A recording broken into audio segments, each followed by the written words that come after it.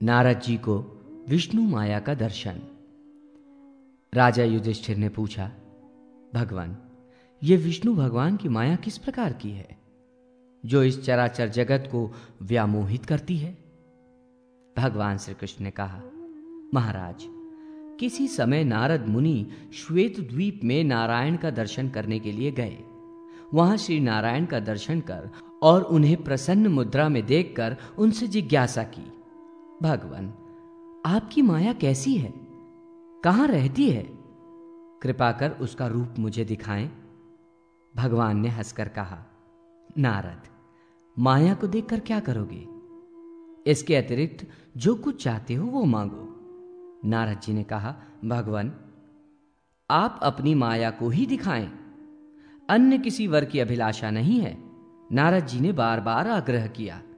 नारायण ने कहा, अच्छा, आप हमारी माया देखें। यह कहकर नारद की उंगली पकड़कर श्वेत द्वीप से चले। मार्ग में आकर भगवान ने एक वृद्ध ब्राह्मण का रूप धारण कर लिया। शिखा, यज्ञोपवीत, कमंडलू, मृग चर्म को धारण कर कुशा की पवित्री हाथों में पहनकर वेद पाठ करने लगे और अपना नाम उन्होंने यज्ञ शर्मा रख लिया।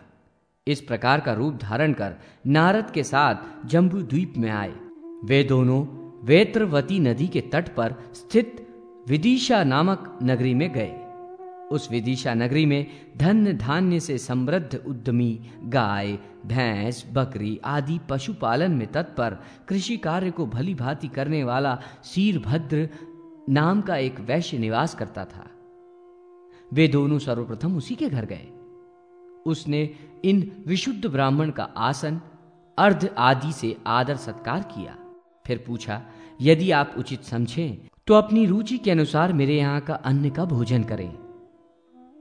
यह सुनकर वृद्ध ब्राह्मण रूपधारी भगवान ने हंसकर कहा, तुमको अनेक पुत्र पौत्र हों और सभी व्यापार एवं खेती में तत्पर रहें। तुम्हारी खेती और पशु धन की नित्य वृद्धि हो, यह मेरा आशीर्वाद है। इतना कहकर वे दोनों वहां से आ गए।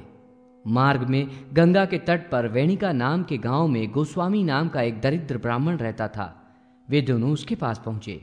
वो अपनी खेती की चिंता में लगा था। भगवान ने उससे कहा, हम बहुत दूर से आए हैं, अब हम तुम्हारे अतिथि हैं, हम भूखे हैं, हमें भोजन कराओ। उन दोनों को साथ में लेकर वो ब्राह्मण अपने घर पर आया।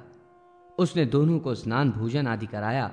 अनंतर सुखपूर्वक उत्तम शैया पर शयन आदि की व्यवस्था की। प्रातः उठकर भगवान ने ब्राह्मण से